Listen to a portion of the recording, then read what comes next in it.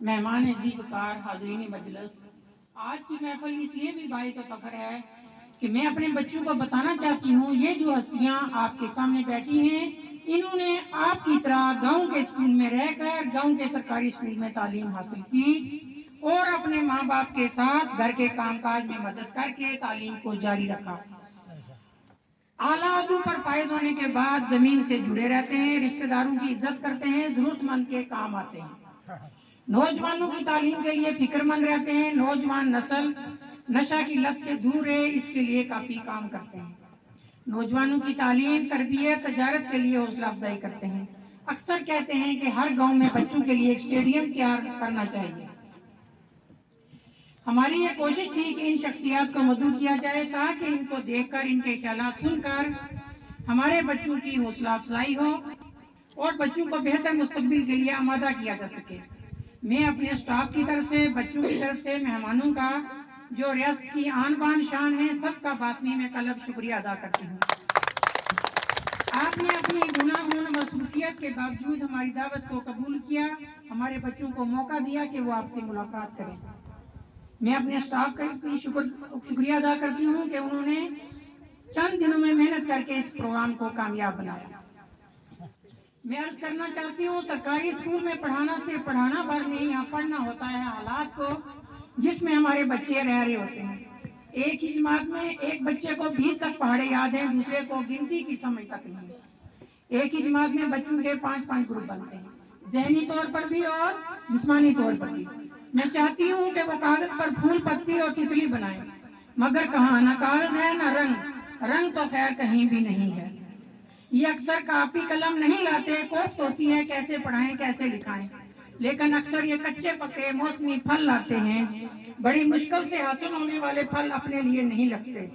ان کے IAS IPS doctor engineer جج استاد بننے کے خواب کن آنکھوں سے دیکھتے ہیں؟ ہر روز یہ دعا پڑھتی ہوں کہ اتنے طاقتور بنو کہ ہر مصیبت تمہارے سامنے گھٹنے ٹیک دے۔ اندھیرے سے روشنی کی جانب سفر کو تعلیم کہتے ہیں۔ ہم نے بچوں کی کمیونیکیشن سکل پہ کام شروع کیا ہوا ہے، بچوں کو بولنے کا ہنر سکھانا ہے اور اسٹیج کے ڈر کو ختم کرنا ہے۔ یہی 21ویں صدی کی اہم مہارت ہے۔ تعلیم وہ نہیں جو تمہیں معلومات دے بلکہ وہ ہے جو تمہارے اندر روشنی پیدا کرے۔ اچھی تربیت اچھی تعلیم سے زیادہ ضروری ہے، یہ والدین کی بھی ذمہ داری ہے۔ کھیل کود پر بھی توجہ دی جا رہی ہے۔ اسپورٹس ہمیں زندگی کے وہ گہرے سبق سکھاتی ہے جو کسی کتاب میں نہیں ملتے، جیسے صبر و تحمل، نظم و ضبط، برداشت، ٹیم ورک اور شکست کے بعد دوبارہ اٹھنے کا حوصلہ۔ زندگی ہر روز کچھ نیا سکھاتی ہے، بس سننے اور سمجھنے کا حوصلہ رکھو۔ جو اپنی غلطیوں سے سیکھتا ہے وہی آگے بڑھتا ہے۔ کل سے بہتر بننے کی کوشش ہی کامیابی کا پہلا قدم ہے۔ کامیابی انہی کے قدم چومتی ہے جو ڈٹ کر محنت کرتے ہیں۔ یاد رکھیں اصل طاقت آپ کے حوصلے، عزم اور اعتماد میں ہے۔ جس دن منفی جملے اپنی سوچ سے مٹا دیے وہی دن آپ کی کامیابی اور بلند پروازی کی شروعات ہے۔ کسی استاد نے کیا خوب کہا ہے، خوبصورت سر سجانے کو ساز بناتا ہوں، نوسکھئے پرندوں کو باز بناتا ہوں، چپ چاپ سنتا ہوں شکایتیں سب کی، تب دنیا بدلنے کی آواز بناتا ہوں۔ سمندر کو پرکھتا ہے حوصلے کشتیوں کے، اور میں ڈوبتی کشتیوں کو جہاز بناتا ہوں۔